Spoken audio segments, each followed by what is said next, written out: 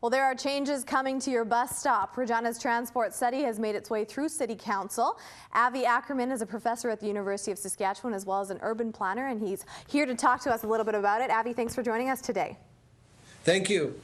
Now, Avi, a lot of people say, we are not a big city. We don't have a metro.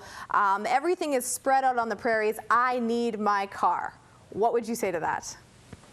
Well, there is a tradition of the last 50 or 70 years which was perpetuated by a vision of so-called American or North American dream that our freedom is given also by our mobility and that we all need our cars. I think the main problem for us in cities in Saskatchewan is that we are confusing urban or geographical expansion, urban sprawl, we have confused for too long with prosperity and with urban growth. Urban growth and urban expansion are two different things. In Regina, the city is adding some big dollars to transit.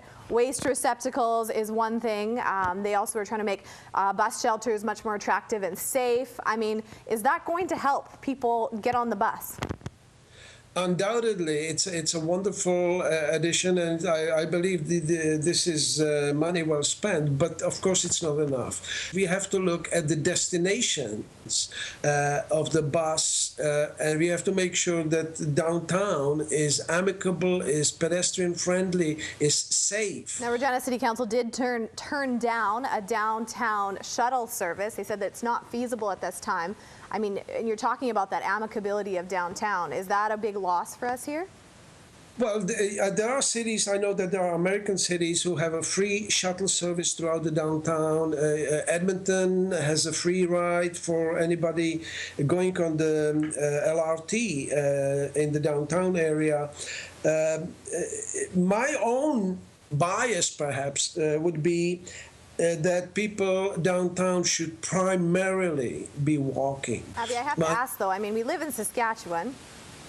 It is one of the coldest places in the country during winter especially. I mean, does that change the game though? Because people don't want to be outside walking around or waiting for a bus.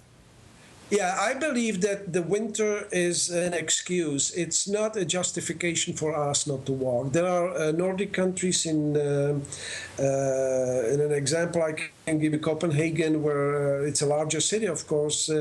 It's not that much warmer than us, and it's very pedestrian friendly. It's a question of design. We have to design streets, and my own preference is to turn back alleys into pedestrian conduits because they are naturally warmer than the streetscape, the broad streetscape that we have in Regina or Saskatoon. So back alleys are a wonderful start for taking the pedestrians and moving them in that direction. But of course we have to redesign the back alleys because right now they are very far from being anything but attractive. My last question, I mean, people in Saskatchewan, we know there's a stigma around public transit. People don't want to say that they take the bus here, whereas if you're in a Toronto or Montreal, you just jump on no problem.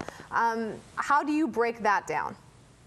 There is definitely a stigma. I agree with you. If all of us say, and including our political leadership, we say that driving cars is unsustainable for all of us, then I think our leaders should lead by example, and it should be the city councillors and our mayors that should take the bus first. Very interesting points, Avi. I appreciate you talking with us this morning. And thank you very much, Molly. That is Avi Ackerman. He is an urban planner and a professor at the University of Saskatchewan.